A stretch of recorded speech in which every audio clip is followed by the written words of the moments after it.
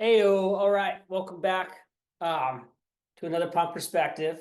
Got my buddy Mike here, and today we're going to talk about the band AFI back when they were punk, because they kind of changed their sounds a little bit. They changed a little bit of kind of their brand identity of I think who they are for a band. And then from the album, Shut Your Mouth and Open Your Eyes. Great fucking title for an album. A single second. Probably you could talk most about this, right? Because as an AFI fan, I did buy the album, Sing the Sorrow when I was young. I thought it was cool that they had like a black and red version and then like a black and black version, black and gray. But I think that's when they were already changing because I don't really remember liking the album. I did like a couple of their other songs, like Total. There was this like Halloween EP. I think it was like All Hallows or something that had Total Immortal and some other very I would say it was like just kind of like to me it was like very kind of like it was fun sounding, energetic. But to be honest, I could never really make out you know what they were saying. I did like that AFI, they're a straight edge band, right? They are, yeah, they are a straight edge band. Yeah. Yeah, and I think he's still straight edge today. He's got a straight edge tattoo. Davy Havoc? Yeah. Davy Havoc. On his arm, I don't know. Okay, something I should probably look out. We'll find out. And AFI stands for A Fire Inside, right? That is right, yeah. Yeah, A Fire Inside. And I didn't know this. You were telling me so that they kind of got their start from The Offspring.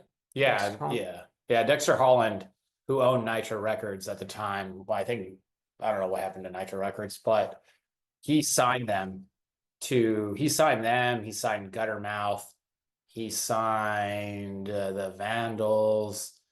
TSOL, One Hit Wonder. There's a couple other bands I don't remember from Nitro Records, but that was my introduction to AFI. That was my introduction to hardcore, I want to say. And I really, really liked AFI at the time. I went to an AFI show one time. I went to a lot of AFI shows. I actually stole an AFI sticker off their, I don't know if it was like their PA or what it was, but I stole their sticker and I put it on my truck. That's cool though. No, actually I stole from the Offspring. I stole it when I was at an Offspring show.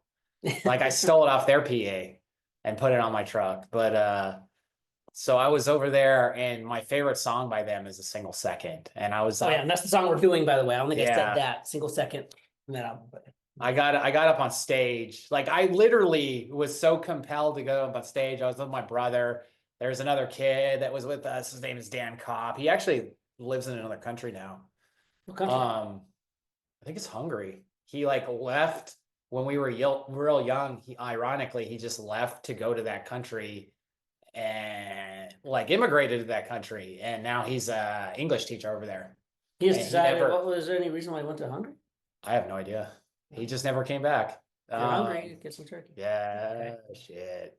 That's funny. No. But yeah, so I went there and they started playing and the Single Second came on and I was like, dude, I gotta get on stage. I told my brother, I gotta get on stage.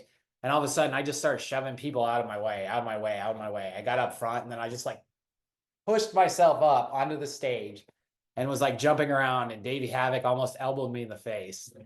And then I went and it felt like an eternity and I was probably up there for 15, 20 seconds. And then I was like, I'm going to dive back into the stage. And I saw the crowd. And as I jumped in, a bunch of people are like, no.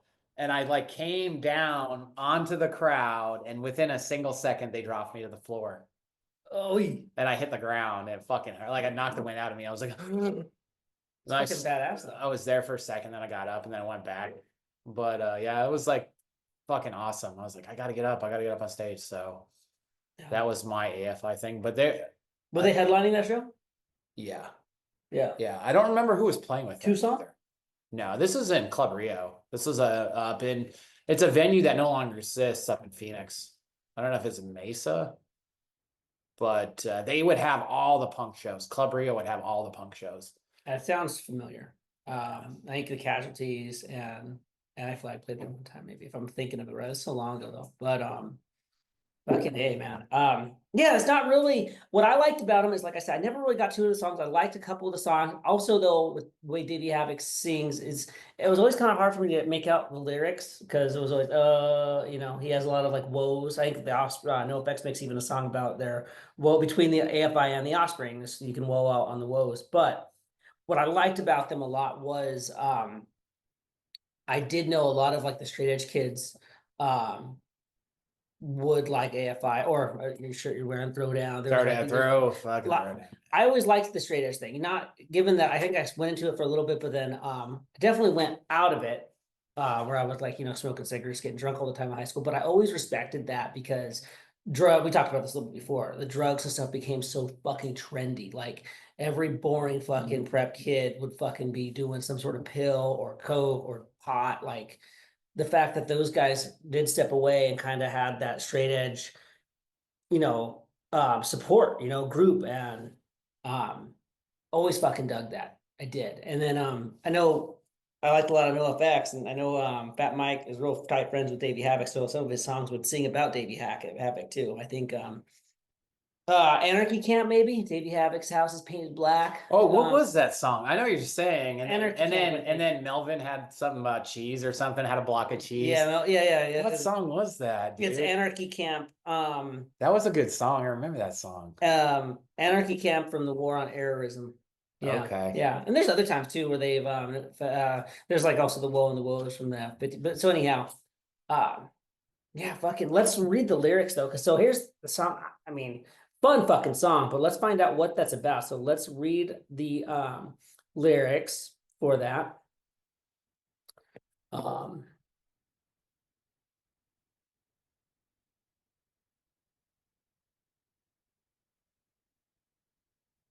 And of course, before I did that, I just wanted to find out for you guys. So I'm searching right here. Is Davy Havoc still straight edge? And I'm gonna say he is. I mean, good fucking tattoo then, right? And he continues to uphold his commitment to the straight edge lifestyle. Yes. Yeah, I did. He abstains from alcohol, tobacco, and recreational drugs. He does bang. He does date. He has is he gay? He is gay. Yeah, He is okay. gay. So So another thing is like I went to go see them in Tucson at the Rialto. And when I saw him at the Rialto, he like this was during the Black and the Sails Sunset tour. And he like stage dived and someone grabbed him there. And he's like, that's not proper etiquette to be grabbed. I was like, did a female do this? But I remember that shit. And then oh, sorry. Go. Yeah, that's cool. I just remember too, like how big I was into them, and I remember like they were like one of my favorite bands, and how kind of like upset I was when they came out with "Sing the Sorrow." Like it kind of started. That was that one. It started with "Sing the Sorrow." Well, right? no, it started. It honestly started with "Total Immortal." Like I mean, was that the album? No, it's All Hollows. The Art of Drowning. The Art of Drowning. Okay. Was that the album? Fuck, I don't. All Hollows was an EP. I think it was the boy that's destroying the world and Total Immortal. That was good. Those were good songs. There were some good songs, but I think it was called The Art of Drowning. And then I remember I went to a local record store with my friend and I bought it. Zia's, yeah. And I fucking started listening to it. And I literally gave him the CD and said, I don't want to listen to this anymore after I purchased it. And I was so upset with the fact that I could tell in the style of their play that they were no longer going to be playing hardcore because like myself, I thought of myself as a hardcore kid like that. Cause to this day, I really like hardcore. It's like, it's hard to say which one's my favorite, punk or hardcore, but I really got into hardcore and I really got into straight edge hardcore. And then just to see them start playing a different style of music was a big letdown to me. Because what did they get into? What would you call, was it emo basically? I don't know if it was emo, but then it went into like he started doing new wave and they actually made a song called Leaving Part 2 and it was about them leaving the style of music that they're playing, like the punk scene, the style. And I don't know, like it's just really horribly bad music now. I didn't listen to anything after. I listened to a little bit of Sing the Sorrow because the people that I lived with at the time were real into Sing the Sorrow. But like by that point, I just didn't like them anymore. So I just stopped listening to them altogether. I kind of have a tendency to do that with bands where they'll get to a certain record, and I know it's probably them evolving musically, and they can't keep playing. It's like me, like I just keep To me, living. that's punk rock. They'll just do whatever the fuck you want, right? If you want to change, if you want to do that, do it. Yeah, I'm not. Like now I have more of But it. you're Like, usually going to lose a portion of that fan base. You like them for that yes, sound, and yes, now it's different. yes, that's exactly it. Yeah, Yeah. and it was the same thing with the Offspring. Like they got to Americana, and I was like, I can't listen to these guys anymore. So I really stopped listening to it. I did that a lot with a lot of bands, but it's because of like it's more. I want to say it's more of a nostalgic thing, or like you should be playing like this, and they're not playing like that anymore, and it kind of just lets me down. But like I understand it. You got to evolve. You can't just play the same shit over and over and over again. So. What was funny, so I got with AFI, like I said, I would just see like the shirts and stuff, and a lot of my straight edge friends would have that. And so I got I downloaded, I couldn't find the EP. I downloaded Total Immortal. I downloaded the EP, it was the All Hallows EP, so I never got the artwork of the lyrics. That's why half the time I didn't know what the fuck he was saying. But I like Total Immortal, that song was fun. And then also Boy Destroyed the World, whatever. Went to Zia's, saw there was like this huge sale or whatever. It was the Sing the Sorrow album. So I was like, fuck it, I'm gonna buy this album. I chose the black and gray one, I think, or black and black. There's black and red, black and gray. And you're right, the album was trash. It was complete garbage, except for the song called like Girls Not Gray. It was mediocre. I was like, it was for me at that age, my ADD young self, it was tolerable. I was kind of okay. But then I remember I went home and I was just like, fuck this. And another awesome punk band called US Bombs, they put out a CD called Covert Action. And I had just spent my money on this. So what I did is I burnt the Sing the Sorrow CD and then went and sold it back to Zia's. So lost half my money, but I was up because I had that CD now burnt, and then traded in and got the US Bombs album, which was much better. And kind of like you said, I had this burnt copy, and it was really stupid. There was this girl that was straight edge that I kind of had a crush on, and she was like, "Oh, you got the new AFI album?" I was like, "Yeah," and I gave it to her, and she's like, "Can I borrow it? And I'll give it back to you after I burn it." She probably didn't give it back. Well, I was like, "Just keep it." I thought I was. So this is what's so stupid is that's a good move. it was a horrible move because I was like, "Oh, just keep it." But if she was going to turn it back to me, that would have gave another reason to talk to her again. But instead, by just giving it to her, it was like, "Oh, cool, thanks," and that was the end of that conversation. She just kept my fucking CD. I thought I was being nice and being cool. Get what I'm saying? If I would have said yes, bring it to me tomorrow or whatever, and then she would have brought it back, and then that would have opened the door. But I thought, like you just said there, oh, that was smooth. Just give it, but no, that's the same thing. It wasn't. I lost my opportunity to talk to her more. But then to your point, that's kind of how I felt. I was like, I lost this CD. Who gives a shit? Yeah. But we're talking about single second, so let's read the lyrics here, and then I want to see what this song means to you. So it starts off with, "Oh my God, this can't be happening. God, tell me this isn't real. I can't believe all that I have foreseen is finally happening. I cannot for a single second stand the way I feel. I always knew, I always saw it coming. Enveloped, sorry, enveloped now, encased by my worst fear. I've never felt the nausea of longing to feel nothing. I never wanted to cease to exist, just disappear. Fear memories are all that lie ahead. Never have I felt so lost. Fear tragedy is all that lies ahead. Never have I felt so dead. Once felt so warm, how I'm fucking free. Now I'm fucking freezing. I am the once embraced and abandoned one. I raised my eyes up to the light in hopes of finding healing. No relief was mine. I was burnt by the sun. Fear memories are all that lie ahead. Never have I felt so lost. Fear tragedy is all that lies ahead. Never have I felt so dead. I feel so lost. I feel so lost. I feel so lost. Fear memories are all that lie ahead. Never have I felt so lost. Fear tragedy is all that lies ahead. Never have I felt so dead. Last. Fear memories are all that lie ahead. Never have I felt so lost. Fear tragedy is all that lies ahead. Never have I felt so. Not Boxcar Racers, I feel so. It's I felt so. But holy shit, that's the first time I read those lyrics right now. I listened to the song just a minute before here. it's fucking got a good bass line. I'd have no idea. That's like that is emo lyrics. So maybe what he did with Sing the Sorrow was just started matching the music more to feel with, because I would say that those song doesn't almost fucking riff with these lyrics. Those are great. What is that? Those lyrics mean to you? Did you always know what the song meant? Did you read them beforehand or? I listened to the song. I didn't really know what the song meant. It sounds like desperation. Yeah, Sounds like he's in a really bad place. that sounds fucking place. tragic, man. Yeah. Greatly written, but fuck. That's some emo. That's very Yeah, I'm hardcore. I trying to feel think. bad. I know after this album was Black Sails in the Sunset, and I know that Oh, that's was a good album. I did like the album too. But that was kind of like I think that was heading towards the direction and Sing the Sorrow, to be honest with you. Yeah, it's really great. But writing. that's a good I never thought of it that way, that he's was writing like he was trying to match the music with the lyrics.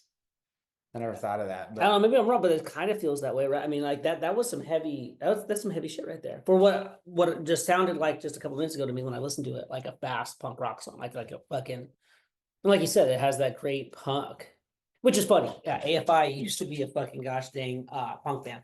well, he also like in one of the earlier there was another couple albums before this. I can't remember the first. I'm trying to remember the name of the first album they came out with, but they had that album, which I just can't recall the name of it. And then they had Very Proud of You. And then they had this one, which was Shut Your Mouth, Open Your Eyes. But in that Very Proud of You album, like there was like a Very couple, proud of you. there oh, it was Answer That and Stay Fashionable. Mhm. Okay. But within that, he's like, I've always wanted to be in a hardcore band. And there was can't remember what the name of that song was. But was it Perfect Fit? I don't know. Which album were you talking about? The Very Proud of You. Who Laughs Lonely? It was Perfect on Fit, yeah, Perfect Fit. It was I think it was on Cinema Beer Nuts. There was a Cinema Beer Nuts like you back in the day when they had DVDs that had videos, and they had a Cinema Beer Nuts DVD that had a bunch of punk bands, and then they had a CD. So I bought the CD, then I bought the DVD. And on the DVD was a couple AFI. They had I think it was like third season, and then they had that Very Proud of You. And I think I'm sorry, Perfect Fit. And I think with Perfect Fit, he was like, I've always wanted to be in a hardcore band. So obviously he was in a hardcore band, but then he no longer wanted to be in a hardcore band. He's like, I no longer want to be in a hardcore band, and then left. So Man, you know what I remembered now too? Maybe my memory's wrong, but I remember like a lot of like skateboarding cultures, like skateboarders were into AFI. Like mainstream skate, like the Bam, Majera, and like Jackass, those guys would always have like AFI songs or AFI shirts and shit around. I remember they were like big into this, probably because of Tony Hawk and all. I mean, well, punk and skateboarding, punk and like, skate, always yeah, was that's until now. Now it's, I mean, punk's yeah, pretty much, yeah, but well, what's that? I can't remember the when they go together. I don't know. I can't remember the term, but yeah, it's punk rock was always skateboarding and always punk rock went together. Yep. Ska as well. Any of those like punk genres, those like little cousins of punk, ska, hardcore, whatever. Yeah. Not so much metal.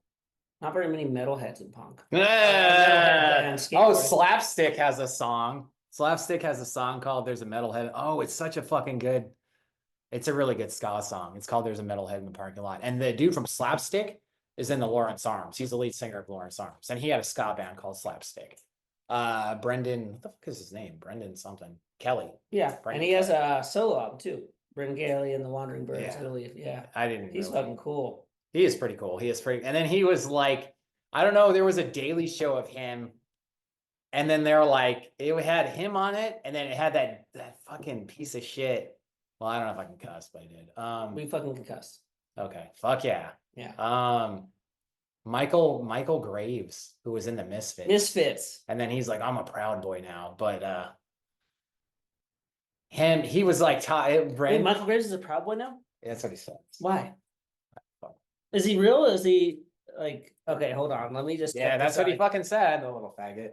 Oh, I mean, well, That's not very punk rock of you. Yeah, I know. I'm sorry. I say the word a lot. I got suspended in ice hockey for saying it. You can say it if you are one though. So I don't try not to. My My daughter told me I can't say that word either.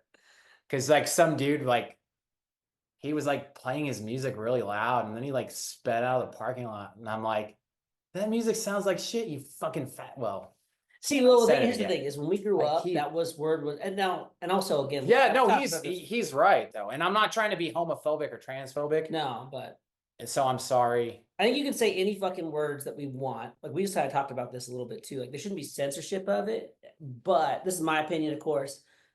But it does say something about you, and I think that's where it's kind of come from. Where we grew up, like a fag or gay and stuff, didn't mean that really. Like I think we would just kind of call each other that all the, like if you can watch 90 movies, fucking Predator has a bunch of homophobic slurs at the beginning of the movie, but you know they don't really.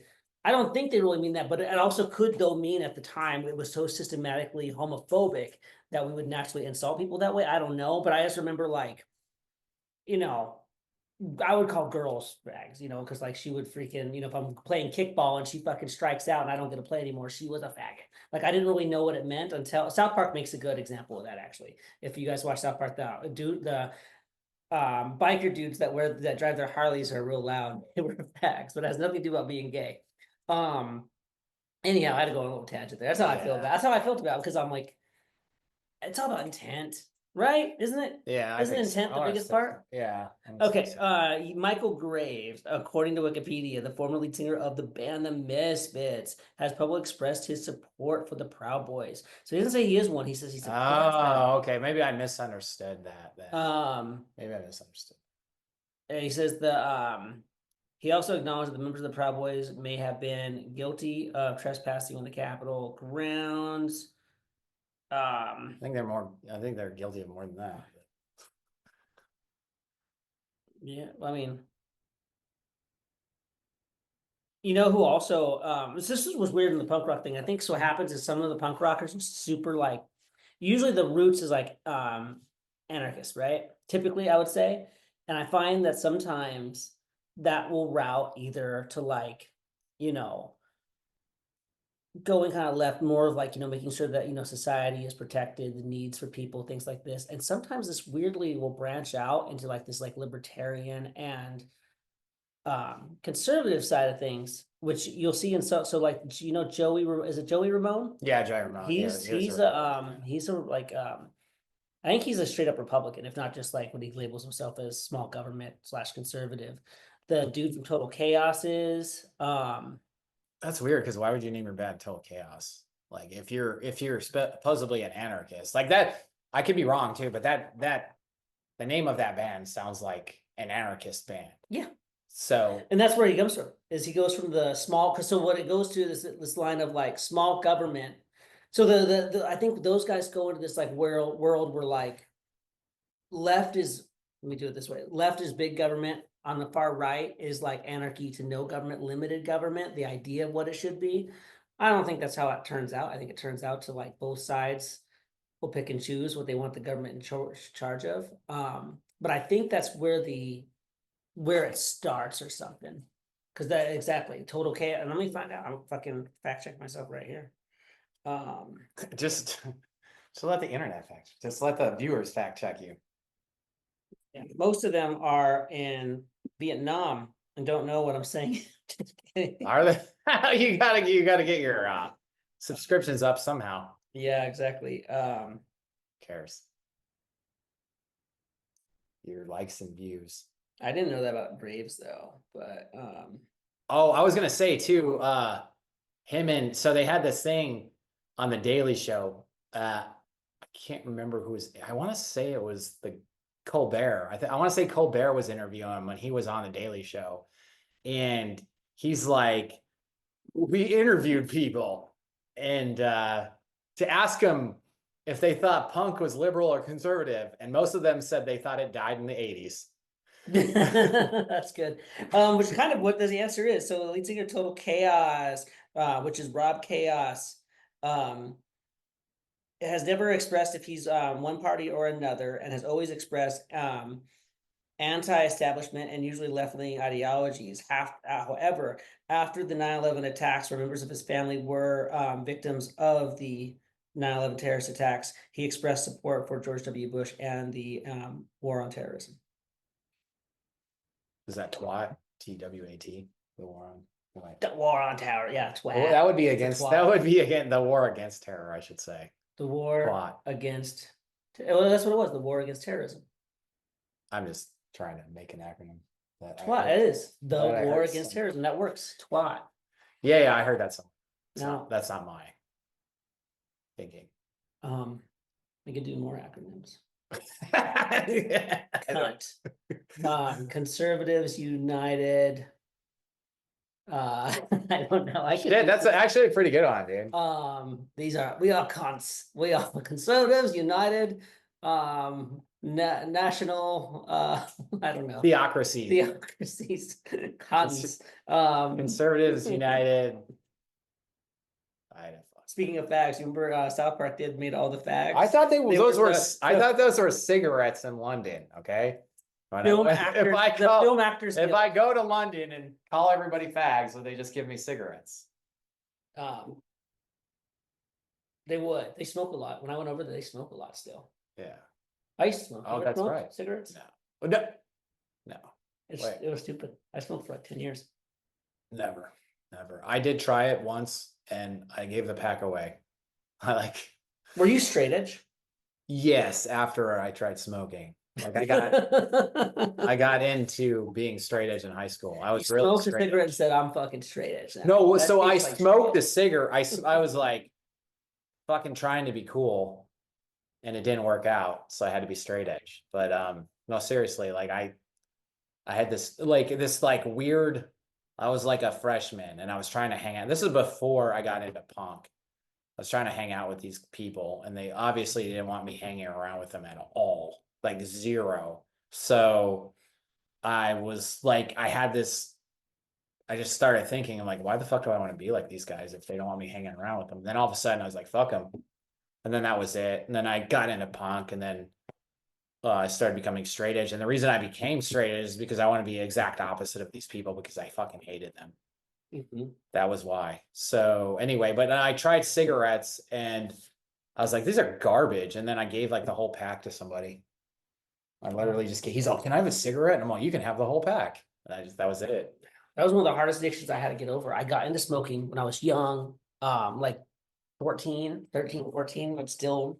And I loved it because exactly I hated a lot of the people there around the time that I'd be smoking at my bus stop. And then I thought it was like a kind of a punk rock thing to do. I'd smoke at school, I'd snick it, and I got myself highly addicted. I should never have. And then what's funny about it I don't know why my mind even goes to this, but actually it was like this weird, like kind of like Mr. Self-Destruct thing to where, and I think it was part of it was like even you remember like at the time when like Sum 41 was big, there was like anti-jocks and this, even though I always got along with jocks okay. But it was literally when I got into hardcore and then straight edge from hardcore, the Minor Threat, and then the Cro-Mags. The lead singer of the Cro-Mags was the one that which is funny, punk rock has always gotten me to learn so like more than school ever did. I learned about fucking politics, history, because they would have these little lines or whatever in songs, and I would start reading all fucking about it. And the Cro-Mags anyhow got me into like reading about Buddhism and veganism and ultimately like taking care of your body, working out and shit. What was I gonna say? Oh, another thing that appealed to me about hardcore was that I couldn't get along with the jocks, but I really like sports. So I would play sports. And I really liked that hardcore started adopting a style. They had baseball hats and they all wore like fitted baseball hats. And I thought that was cool as fuck. And I was like, oh, I'm on board. Like right then and there, I was like, oh, hardcore is awesome.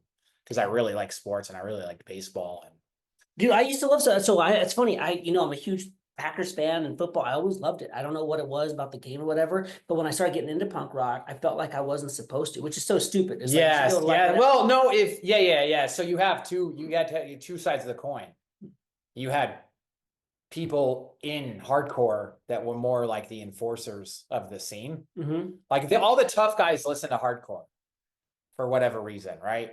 and not that there weren't tough punks, I'm not saying that, but it seemed like for you to like at the time, oh, this is a harder style of punk.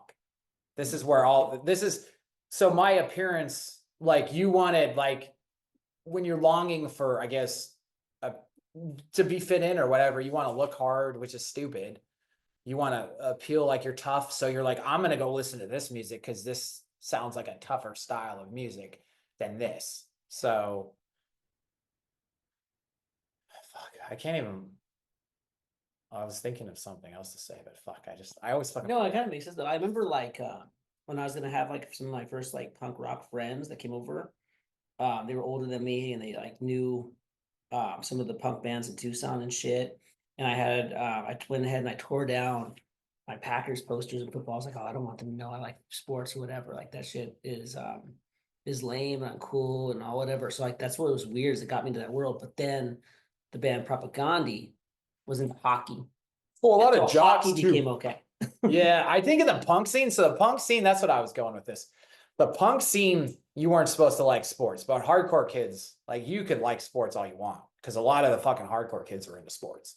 Mhm. So, like, they wouldn't have cared, to be honest with you. And who gives a fuck? Like, who? I know the thing though. Like, you weren't supposed to. I felt the same way too. Listening to punk, I'm not supposed to like sports or anything, but yeah. Mhm. We'll wrap this one up. I think we drifted off from what single seconds. But it was a Yeah, very yeah, dark yeah. song. Good song. All right, let's. Fuck AFI. I know this should not have been like a shit on AFI. I'm not shitting on AFI. AFI is what They're a good used to band. be a good. They're actually a good band. They just hurt my feelings. I have feelings. Okay. You feel like the song. Exactly. All right, I'm gonna end it.